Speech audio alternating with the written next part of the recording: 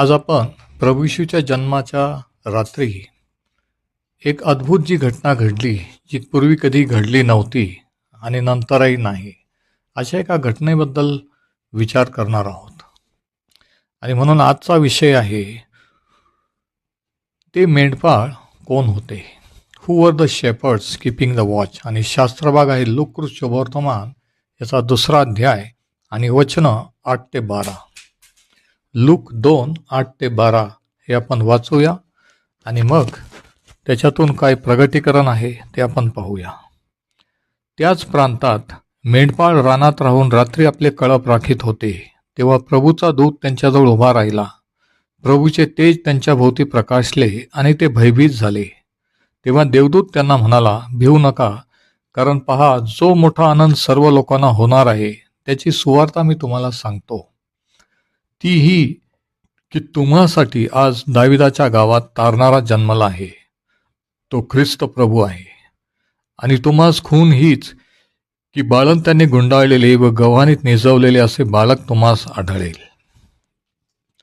आता ज्या रात्री प्रभू येशू ख्रिस्ताचा जन्म झाला बेथलेहेम गावी, त्या रात्री ही घोषणा देवदूतांकडून सर्वसाधारण मेंढपाळांना करण्यात आली. कधी विचार केला का की प्रभू येशूच्या जन्माविषयीची घोषणा त्या काळातले बिशप किंवा रेव्हरंट म्हणजे शास्त्री, परुषी, धार्मिक नेते यांना न करता गावाच्या बाहेर रानात असलेल्या सर्वसाधारण मेंढपाळांना का केली गेली?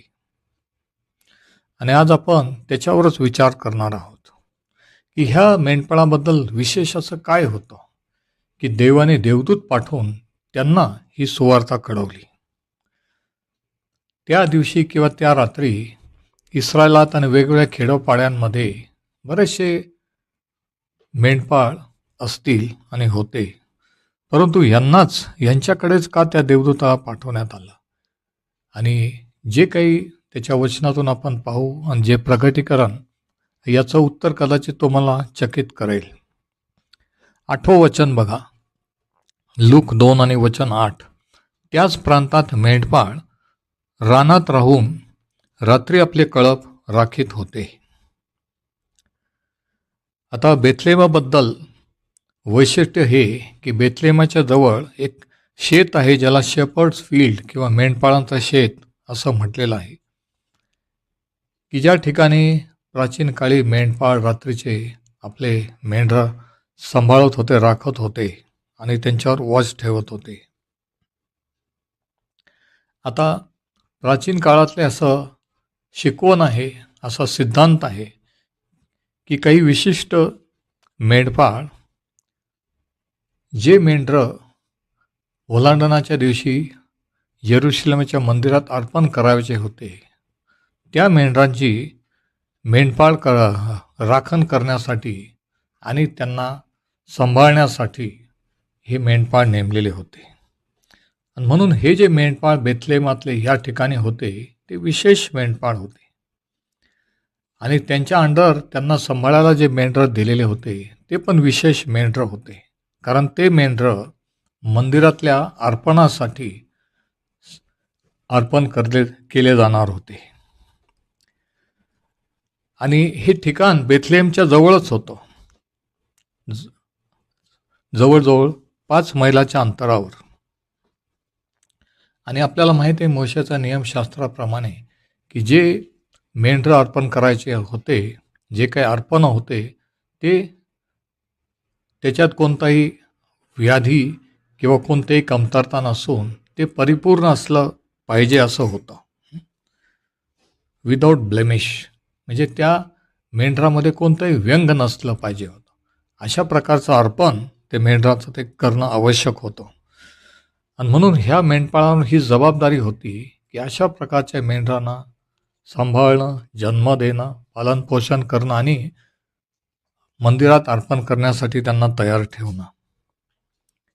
आणि ज्या ज्या वेळेस नवीन मेंढरू जन्म असे त्या वेळेस त्यांनी खात्री करायची होती की त्या मेंढराच्या ठाई काही व्यंग नाही.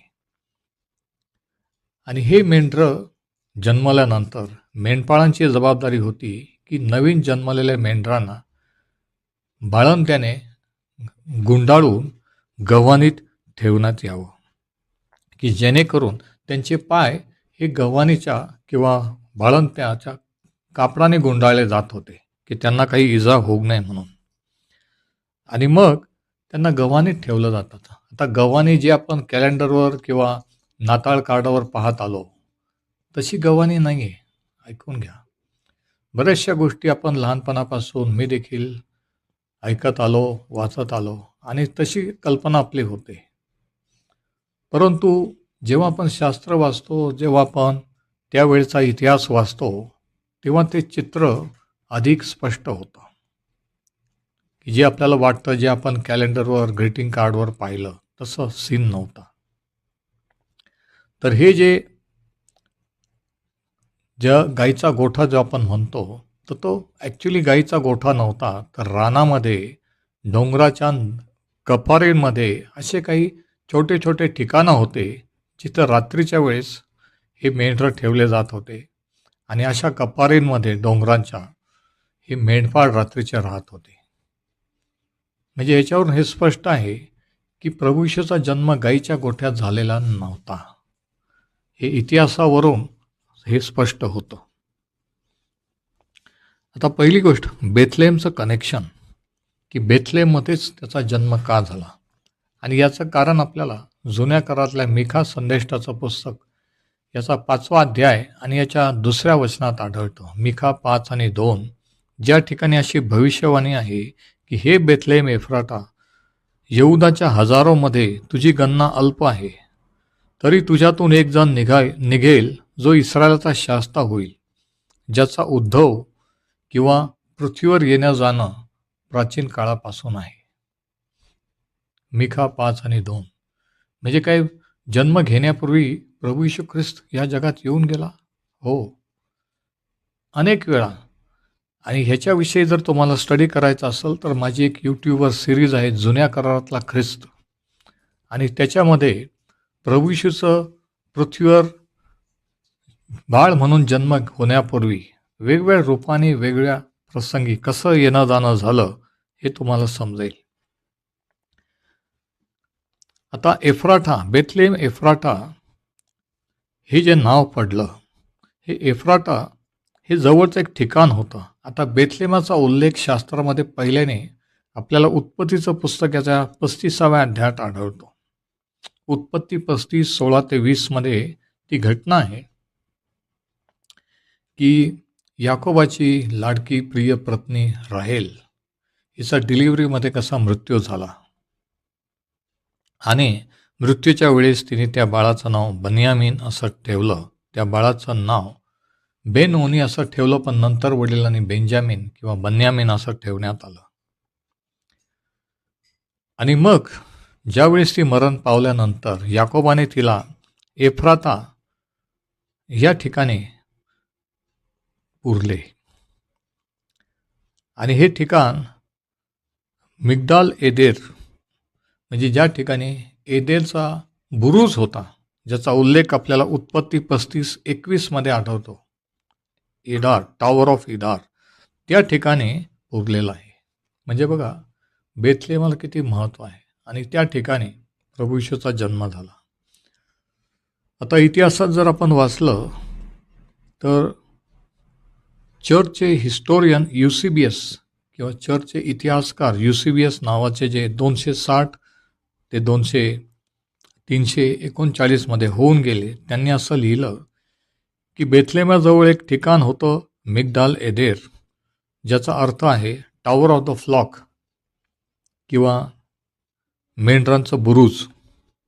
आणि हे ठिकाण बेथलेहमाजवळचं यासाठी महत्त्व आहे की प्राचीन यहुदी लेखांमध्ये याचा उल्लेख आढळतो की त्या ठिकाणी येरुशलेमाच्या मंदिरात अर्पण करायचे जे मेंढरं होते, त्यांचं पालनपोषण, त्यांचा जन्म या ठिकाणी केला जात होता, आणि म्हणून या ठिकाणाला महत्त्व आहे.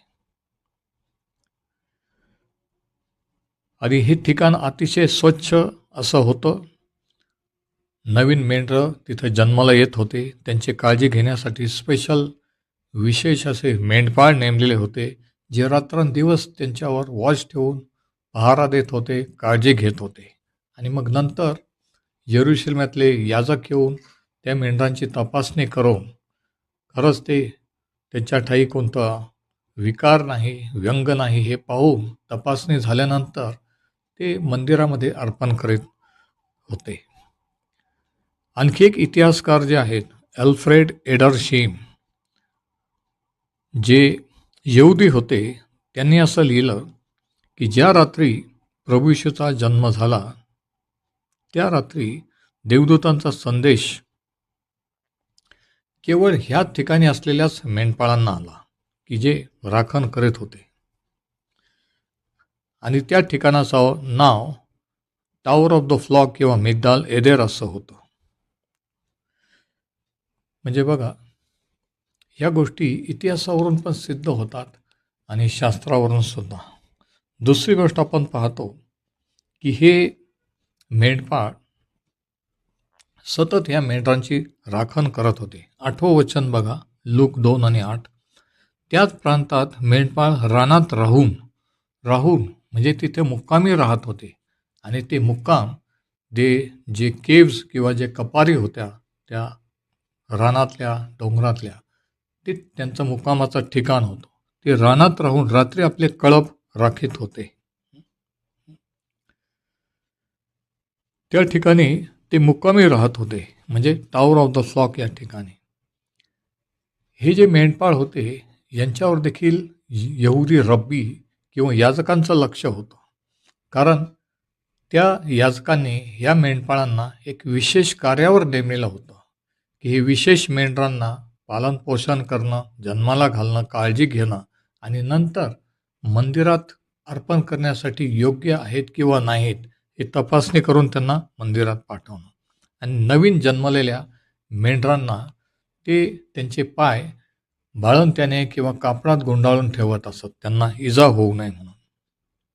आणि 8व्या वचनात असंही लिहिलेलं आहे की रात्रीच्या वेळेस ते त्यांच्यावर देखरेख करीत होते. आता हा जो शब्द या ठिकाणी आहे की राखीत होते, हा मिलिटरीचा शब्द आहे की सोल्जर किंवा सैनिक जे राखण करतात, रक्षा करतात, तशा प्रकारचा शब्द आहे. म्हणजे यांचा वॉच या मेंढपाळांचा ह्या मेंढरांवर रात्रंदिवस होता. म्हणून हे मेंढरं विशेष होते आणि ते मेंढपाळ विशेष होते. आणि मग काय झालं बघा, 9वं वचन. तेव्हा प्रभूचा दूत त्यांच्याजवळ उभा राहिला. प्रभूचे तेज त्यांच्या भोवती प्रकाशले आणि ते भयभीत झाले. आता मध्यरात्रीची वेळ आहे. त्यांनी कधी अपेक्षा केली नाही की आपल्याला देवदूत दिसेल किंवा देवदूत दर्शन देईल. पण अचानकपणे देवाचा दूत प्रगट झाला. अचानक. तेव्हा जो मराठी शब्द आहे त्या ठिकाणी मूळ ग्रीक शब्द आहे लो किंवा पहा. म्हणजे याचा अर्थ असा की हे मेंढपाळ अचानक हे मेंढपाळ शॉक झाले. त्यांना आश्चर्य वाटलं. त्यांना अपेक्षा नव्हती ती गोष्ट त्या रात्री घडलेली आहे. आणि काय झालं की देवदूत प्रकट झाला आणि देवाचा तेज त्यांच्या भोवती प्रकाशलं. आता हे जे तेज आपण वाचतो जुन्या करारामध्ये, ज्यावेळेस परमेश्वराने इच्छा दर्शवली की मी आपल्या लोकांमध्ये उतरून येईन, मोशेला तो निवास मंडप करायला सांगितला. त्या निवास मंडपात एक परमपवित्र स्थान होतं आणि तिथे देवाची उपस्थिती होती. आणि देव तिथून मोशाशी बोलत असे. म्हणजे देवाचं वस्तीस्थान, देवाचं वास्तव्य त्या तेजात, त्या गौरवात उतरून येत असते. कालांतराने आपण पाहतो की ते इस्रायल लोक वतनाच्या देशात पोहोचल्यानंतर त्यांनी मंदिर बांधलं. शल्मोनाने परमेश्वरासाठी मंदिर बांधलं आणि एक दिवशी परमेश्वराच्या तेजाने ते मंदिर भरून गेलं. देवाची उपस्थिती त्या ठिकाणी आली. नंतर बाबेलच्या बंदिवासातून आल्यानंतर आणखी एक मंदिर बांधण्यात आलं. कारण नबुकदनेस्सर राजाने जेरुसलेमचं शल्मोनाचं मंदिर पाडून टाकलेलं होतं. आणि आणखी एक मंदिर झालं आणि त्या मंदिराच्या परमपवित्र स्थानामध्ये परमेश्वराचा गौरव किंवा तेज प्रगट होत असे. परंतु इस्रायल लोकांच्या बंडखोरीमुळे हेजकेल संदेष्टाच्या पुस्तकात आपण वाचतो की हे तेज एक दिवशी मंदिरातून बाहेर गेलं, गावाच्या बाहेर गेलं आणि वर आकाशात निघून गेलं. आणि त्याच्यानंतर अनेक शेकडो वर्षानंतर हे परमेश्वराचं गौरव किंवा तेज ह्या रात्री ह्या मेंढपाळांना बेथलेमध्ये प्रकट झालेला आहे. किती विशेष आहे नाही का? म्हणजे याचा अर्थ की देवाची उपस्थिती किंवा देवाचं वसतिस्थान आता मनुष्यांमध्ये येणार आहे. म्हणून 9व्या वचनात लिहिलंय की प्रभूचे तेज किंवा परमेश्वराचे तेज त्यांच्या भोवती प्रकाशले. त्यांच्या भोवती हा शब्द अंडरलाईन करा. म्हणजे हे जे गौरव, हे जे त्या रात्री तेज त्यांनी पाहिलं, हे अख्ख्या बेथलेहेमात किंवा अख्ख्या इस्रायलात किंवा यरुशलेमात नव्हतं. हे फक्त मेंढपाळांवर तो प्रकाश, ते तेज प्रगट झालेलं होतं. कारण ते विशेष होते. ते जे मेंढरं सांभाळत होते ते विशेष होते. आणि जो ज्या रात्री जन्मला तो देखील विशेष होता. आणि मग हे सर्व पाहून ते भयभीत झालेले आहेत. ज्या वेळेस आपण पाहतो की देवाचं गौरव किंवा तेज प्रगट झालं, त्या वेळेस लोक खाली पडलेले आहेत. नव्या करारात आपण पाहतो की शाऊलाला ज्यावेळेस प्रभू येशूने हाक मारून बोलवलं, भर दुपारच्या वेळेस इतका मोठा प्रकाश की तो घोड्यावरून खाली पडला आणि 3 दिवस आंधळा होता. तर देवाचं तेज, देवाची उपस्थिती ज्यावेळेस उतरून येते त्यावेळेस कोणीही माणूस सरळ देवापुढे उभा राहू शकत नाही. इतकं भयंकर, इतकं गौरवी, तेजस्वी ते तेज असतं. आणि हे तेज यांच्या भोवती अचानक प्रकाशल्यामुळे मध्यरात्रीच्या वेळेस ते भयभीत झालेले. आणि त्यांची प्रतिक्रिया काय होती की ते अतिशय भयभीत झाले. ते भयंकर घाबरले. आणि म्हणून देवदूताने सांगितलं, वचन 10, तेव्हा देवदूत त्यांना म्हणाला, भिवू नका. पहिले 2 शब्द देवदूताचे आहेत, भिवू नका. कारण ते घाबरलेले होते, भ्यालेले होते. म्हणजे देवदूत त्यांना घाबरवण्यासाठी किंवा परमेश्वर हा अनुभव त्यांना घाबरवण्यासाठी देत नव्हता, तर आनंदित करण्यासाठी देत होता. आणि मग तो देवदूत म्हणतो, कारण पहा, जो मोठा आनंद सर्व लोकांना होणार आहे त्याची सुवार्ता मी तुम्हाला सांगतो. नुसता आनंद नाही तर मोठा आनंद आहे, विशेष आनंद आहे. याच्यापेक्षा मोठा आनंद जगात कोणताच नाही आहे. की प्रभू येशू ख्रिस्त कोण आहे ते समजणं आणि त्याच्या तारणाचा अनुभव घेणं. म्हणून तो म्हणतो की जो मोठा आनंद सर्व लोकांना, फक्त तुम्हालाच नाही, फक्त इस्रायल लोकांनाच नाही, तर पृथ्वीच्या सर्व लोकांना होणार आहे. त्याची सुवार्ता मी तुम्हाला सांगतो. म्हणजे सुवार्ता ही मोठ्या आनंदाची सुवार्ता आहे. सुवार्ता ही सर्व राष्ट्राच्या, जाती धर्मांच्या लोकांसाठी आहे. देवाने जगावर एवढी प्रीती केली की त्याने आपला एकुलता एक पुत्र दिला. ख्रिसमस किंवा नाताळ फक्त ख्रिश्चन लोकांसाठीच नाही, तर सर्व जगासाठी आहे. प्रभू येशूचा जन्म विशिष्ट जाती धर्मीयांसाठी नाही, तर सर्व जगासाठी आहे. म्हणून तो म्हणतो की जो मोठा आनंद सर्व लोकांना होणार आहे त्याची सुवार्ता मी तुम्हाला सांगतो. आणि ज्यावेळेस त्यांनी सुवार्ता सांगितली त्यावेळेस त्याने काय सांगितलं बघा. ती सुवार्ता काय हे 11व्या वचनात सांगितलेलं आहे. ती ही की तुम्हासाठी आज दाविदाच्या गावात तारणारा जन्माला आहे. तो ख्रिस्त प्रभू आहे. म्हणजे ज्यावेळेस देवदूत त्यांना प्रगट झाला, ते देवाचा तेज, तो प्रकाश चमकला त्यांच्यावर, त्याच्या अगोदरच प्रभू येशूचा जन्म झालेला होता.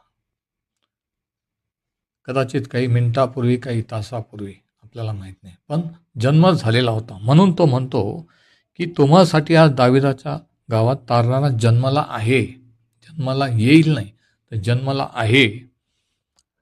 आणि तो ख्रिस्त प्रभू आहे. आता ही जी सुवार्ता देवदूत सांगत आहे या बाळाविषयी, येशू बाळाविषयी, त्याच्याबद्दल 3 गोष्टी तो सांगतो. पहिली गोष्ट की तो तारणारा आहे आणि जगाला पापापासून तारणाऱ्याची, वाचवण्याची गरज आहे. आणि प्रभू येशू ख्रिस्त तो तारणारा आहे. तारणारा म्हणजे सेवियर. त्याचा अर्थ असा की तारण करणारा, बरं करणारा, मुक्त करणारा आणि जतन करणारा, हे सर्व ह्या शब्दाचा अर्थ ठरतात. म्हणजे ही एक स्वर्गीय अनाउन्समेंट होती स्वर्गातून देवदूतांच्या द्वारे, की प्रभू येशू ख्रिस्त अखिल मानवजातीला सैतानाच्या बंधनातून, पापापासून, पापाच्या परिणामापासून तारण्यासाठी, मुक्त करण्यासाठी आता जन्मलेला आहे. दुसरी गोष्ट देवदूतांनी सांगितलं की तो ख्रिस्त आहे. ख्रिस्त या शब्दाचा अर्थ आहे ख्रिस्त, ग्रीक भाषेत क्रिस्टॉस, ज्याचा अर्थ आहे अभिषेक असलेला, द अनॉइंटेड वन. आणि इब्री भाषेत ख्रिस्त या शब्दाचा अर्थ आहे मसीहा, मसीहा. म्हणजे त्या देवदूताने ह्या मेंढपाळांना जाहीर केलं, घोषणा केली की हे जे बाळ जन्मला तो ख्रिस्त आहे, तो देवाचा अभिषेक आहे, अभिषिक्त आहे, त्याच्यावर देवाचा अभिषेक असेल, जो लोकांना पापापासून, सैतानाच्या बंधनापासून मुक्त करील, त्यांचं जतन करील, त्यांना सांभाळेल. आणि मग तिसरं जे टायटल आहे तो म्हणतो की तो प्रभू आहे. आज तुम्हासाठी दाविदाच्या गावात तारणारा जन्मला आहे. तो ख्रिस्त प्रभू आहे, तारणारा ख्रिस्त. आणि तिसरं टायटल आहे प्रभू. प्रभू या शब्दाचा अर्थ आहे मालक किंवा धनी, लॉर्ड. आधी ग्रीक भाषेत तो शब्द आहे कुरियॉस, ज्याचा अर्थ आहे की मालक किंवा धनी. आणि हा जो शब्द आहे प्रभू, हाच जुन्या करारामध्ये यहोवा या शब्दासाठी वापरलेला शब्द आहे. म्हणजेच त्या देवदूताने ह्या मेंढपाळांना जाहीर केलं की ते बाळ जे जन्मलेलं ते जुन्या करारातला देव यहोवा परमेश्वर हा देह धारण करून आलेला आहे, देहरूपाने जन्मलेला आहे. आता कोणतं चिन्ह ह्या देवदूताने ह्या मेंढपाळांना दिलं? वचन 12, आणि तुम्हाला खून हीच की बाळंत त्याने गुंडाळलेले व गव्हाणीत निजवलेले असे बालक तुम्हाला आढळले. खून किंवा चिन्ह काय होतं? पुढचा पॉईंट, लूक 2:12, की बाळंत त्याने गुंडाळलेले आणि गव्हाणीत निजवलेले हे बालक तुम्हाला आढळेल. म्हणजे हा पुरावा राहील की कोणतं बाळ नेमकं ख्रिस्त आहे, कोणतं बाळ येशू आहे, याच्यासाठी त्यांनी पुरावा दिला. म्हणजे देवदूताने सांगितलं की हे बालक तुम्हाला आढळेल किंवा सापडेल. आढळेल हा शब्द अंडरलाईन करा, त्या ठिकाणी करेक्ट शब्द आहे सापडेल. याचा अर्थ मेंढपाळांना जाऊन ते बाळ शोधायचं आहे, सापडवायचं आहे. आणि ते बाळ कसं असेल याची खूण त्यांना दिली होती की गव्हाणीत निजवलेलं आणि बाळंत त्याने गुंडाळलेलं. म्हणजेच योसेफ आणि मरिया बेथलेमात जागा नसल्यामुळे, उतार शाळेत जागा नसल्यामुळे ते बाहेर त्या ठिकाणी आले आणि डोंगर कपाऱ्यात ज्या मेंढपाळांसाठी ठेवण्यासाठी आणि मेंढपाळांना राहण्यासाठी आणि नवीन जन्मलेल्या मेंढरांना गव्हाणीत किंवा कापडात बांधून ठेवण्यासाठी ज्या कपारी, ज्या जागा होत्या, ज्या केव्ज होत्या, त्या ठिकाणी योसेफ आणि मरियाने येशू बाळाला जन्म दिलेला आहे. आणि म्हणून तुम्हाला सांगतो की गाईचा गोठा नव्हता, ती गव्हाणी नव्हती, तिथे कोणते जनावरं नव्हते. ऐकून घ्या, हा इतिहास आहे. त्याने सांगितलं की यू विल फाइंड या ठिकाणी जो ग्रीक शब्द आहे ह्युरिस्को, म्हणजे त्यांना जाऊन शोधायचं आहे आणि शोध लावायचा आहे त्या बाळाचा. म्हणजे प्रभू येशू ख्रिस्ताला पाहण्यासाठी त्यांना काहीतरी श्रम घ्यायचे आहेत, त्यांना शोध करायचा आहे आणि मग तो त्यांना सापडणार आहे. पण खून काय ती त्यांना दिलेली होती. आता बेथलेमध्ये जर आपण पाहिलं तर बेथलेमच्या बाहेरील भागामध्ये आजूबाजूच्या रानातल्या परिसरामध्ये डोंगर टेकड्यांमध्ये अशा काही केव्ज किंवा गुहा आहेत, कपारी आहेत, की जिथे प्राचीन काळातले हे मेंढपाळ रात्रीचे मुक्काम करत होते आणि नवीन जन्मलेल्या मेंढरांना बाळंत्यात गुंडाळून ठेवत होते. हे आजही आपल्याला पाहायला मिळतं. आणि ह्या मेंढपाळांना सांगितलं देवदूताने, की तुम्ही जाऊन त्याचा शोध करा आणि अशा रीतीने ते बाळ तुम्हाला आढळेल. गव्हाणीत निजवलेलं, बाळंत्याने गुंडाळलेलं. हे चिन्ह त्यांना दिलेलं होतं. आणि मग त्यांनी काय केलं माहिती आहे का? वचन 15 जर आपण वाचलं, मग असे झाले की देवदूत त्यांच्यापासून स्वर्गात गेले, तेव्हा मेंढपाळ एकमेकांना म्हणाले, चला आपण बेथलेहमापर्यंत जाऊ व झालेली ही गोष्ट प्रभूने आपल्याला कळवली ती पाहू. म्हणजे हे बेथलेहमापासून थोड्या अंतरावर होते. ते म्हटले की त्याच रात्री आणि जवळजवळ 5 किलोमीटरच्या अंतरावर हे ठिकाण होतं प्रभू येशूच्या जन्माचं. ते म्हटले की आपण जाऊ आणि जे काही देवदूतांनी कळवले ते जाऊन पाहू. वचन 16, तेव्हा ते घाईघाईने गेले. आणि ही पहिली नाताळाची घाई होती. आज आपली घाई दुसऱ्या गोष्टींसाठी आहे. शॉपिंगसाठी म्हणा किंवा घर सजवण्यासाठी म्हणा, इतर गोष्टींसाठी म्हणा. पण यांची जी पहिली घाई होती ती त्या बाळाला पाहण्यावर.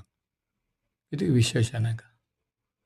ते घाईघाईने गेले. ते असं म्हटले नाही की आता मध्यरात्र आहे, ठीक आहे, उद्या सकाळी लवकर उठून जाऊ. ते त्याच रात्री गेले. घाईघाईने गेले. तो मरिया, योसेफ व गव्हाणीत निजवलेले बाळक ही त्यांना आढळले. जसं सांगितलं होतं तसं आढळलं. त्यांनी त्याला पाहिल्यावर त्या बाळकाविषयी देवदूताने जी त्यांना गोष्ट सांगितली होती ती त्यांनी कळवली. आणि अर्थातच अचानक रात्रीच्या वेळेस कोणाला माहीत नसताना योसेफ आणि मरिया त्या गव्हाणीत त्या ठिकाणी असताना अचानक हे मेंढपाळ पोहोचले. त्यांनाही आश्चर्य वाटलं असेल, यांना कोणी सांगितलं, कशासाठी आले. आणि ज्यावेळेस मेंढपाळांनी योसेफ आणि मरिया यांना सांगितलं की कशा रीतीने आम्ही रानात कळप राखत होतो, कशा रीतीने परमेश्वराचा दूत प्रगट झाला, देवाचं तेज प्रगट झालं, आम्ही खाली जमिनीवर पडलो, वगैरे वगैरे. वचन 18, मग सर्व ऐकणाऱ्यांनी त्या मेंढपाळाने सांगितलेल्या गोष्टीविषयी आश्चर्य केले. त्यांनी जाऊन लोकांना, इतर लोकांना सांगितलं, योसेफ मरियाला सांगितलं, लोकांना आश्चर्य वाटलं. परंतु मरियेने बघा कशा प्रतिक्रिया त्या काळी प्रभू येशूच्या जन्माविषयीच्या होत्या आणि आजही कशा आहेत. काही लोक आश्चर्यचकित होतात, काही लोक सेलिब्रेशन सण म्हणून समजतात, काही लोक प्रभू येशूला सोडून इतर गोष्टीत बिझी राहतात, हॉलिडे सीझन, नातेवाईक, कार्यक्रम, करमणूक. तर काही लोक चकित होतात. तर ह्या लोकांनी आश्चर्य केले, परंतु मरियेने ह्या सर्व गोष्टींचे मनन करून त्या आपल्या अंतःकरणात ठेवल्या. मरियेने हे सर्व ऐकलं, या प्रतिक्रिया ऐकल्या आणि ह्या गोष्टी आपल्या अंतःकरणात, ह्या आठवणी त्याच्या जन्माच्या वेळेच्या साठवून ठेवल्या. किती विशेष आहे. किती वेळेस मी अनेक वेळेस लहानपणापासून नाताळाच्या सीझनला नाताळाच्या स्टोरी वाचत आलेलो आहे की त्यावेळेस कोणकोणती घटना घडल्या, कसं झालं.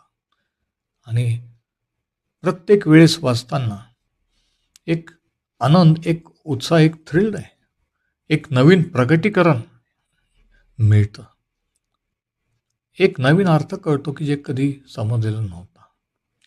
म्हणजे नाताळची स्टोरी, प्रभू येशूच्या जन्माची स्टोरी ही कधी जुनी होत नाही. कोणी म्हणू शकत नाही की आम्हाला माहिती आहे, कारण जे म्हणतात आम्हाला सर्व माहिती आहे, त्यांना माहीत नाही आहे. त्यांना वाटतं आपल्याला सर्व माहिती आहे, आम्ही लहानपणापासून ऐकत आलेलो. परंतु जसं आपल्याला देव त्याच्या प्रगटीकरणात वाढवतो, मला या गोष्टी लहानपणी किंवा काही वर्षापूर्वी माहीत नव्हत्या, पण जसं आपण त्याला जाणून घेतो, इच्छा प्रदर्शित करतो त्याला जाणून घेण्याची, तसतसं तो कोण आहे आणि त्याचा जन्म कसा झाला, त्याच्या वचनाचं प्रगटीकरण तो आपल्याला देत असतो. आणि ह्या देवदूतांनी सांगितल्यानंतर काही लोकांनी आश्चर्य केले, पण मरियाने ह्या सर्व गोष्टी आपल्या अंतःकरणात जतन करून ठेवल्या, साठवून ठेवल्या. ह्या नाताळाला प्रभू येशूच्या जन्माविषयीच्या गोष्टी तुम्ही आपल्या अंतःकरणात, जे त्याने तो कोण आहे आणि जे काही त्याने तुम्हाला प्रगट केलं, जे समजलं त्याच्याविषयी, ते मनात साठवून ठेवणार आहात का? वचन 19, वचन 20, नंतर मेंढपाळांना सांगण्यात आले होते त्याप्रमाणे त्या सर्व गोष्टी त्यांनी ऐकल्या व पाहिल्या. यामुळे ते देवाचे गौरव करीत माघारी गेले. किती विशेष आहे, विचार करा. आणि आयुष्यभर ह्या मेंढपाळांनी त्यांच्या मुलांना, नातवंडांना ही नाताळची गोष्ट सांगितली असेल असं मला वाटतं. की कसं एक रात्री आम्ही मेंढर राखत असताना अचानक देवदूत दिसला, अचानक स्वर्गातून प्रकाश चमकला आणि आमच्याशी देवदूत बोलला आणि मग जे सांगितलं त्या इस्रायलच्या मसीहाबद्दल, प्रभू येशूबद्दल आम्ही त्याच रात्री जाऊन पाहिलं आणि त्यांची खात्री झाली की तो ख्रिस्त प्रभू आहे. त्यावेळेस त्यांनी पाहिलं, त्यावेळेस त्या मेंढपाळाची खात्री झाली. त्यांनी ऐकलं, देवदूतांनी त्यांना कळवलं देवाचा संदेश, त्यांनी विश्वास ठेवला, त्यांना उत्साह होता, ते घाईघाईने गेले, त्यांनी पाहिलं आणि पाहिल्यानंतर दुसऱ्यांना जाऊन सांगितलं. ज्यावेळेस तुम्ही आणि मी प्रभू येशू ख्रिस्ताला आत्मिक नेत्रांनी पाहतो, शास्त्रातला प्रभू येशू ख्रिस्त, चर्चमधला नाही, इतिहासातला नाही, शास्त्रातला, लोकांच्या पुस्तकातला, कल्पनेतला नाही, देवाच्या वचनातला ख्रिस्त आपण पाहतो. देवाचा पवित्र आत्मा आपल्याला प्रगट करतो, शास्त्रातला ख्रिस्त.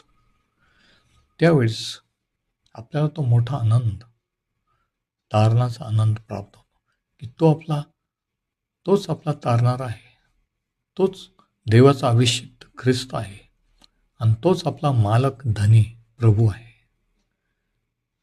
आणि असा विश्वास जेव्हा आपण ठेवतो, तेव्हा आपणही त्या मेंढपाळाप्रमाणे इतरांना जाऊन सांगू लागतो. परमेश्वर हे वचन आशीर्वादित करो आणि ह्या नाताळाला असं करो की तुम्ही जे काही प्रभू येशू ख्रिस्त कोण आहे आणि त्याने तुमच्यासाठी काय केलं, तो का जन्मला, हे इतरांना त्या मेंढपाळाप्रमाणे जाऊन सांगा.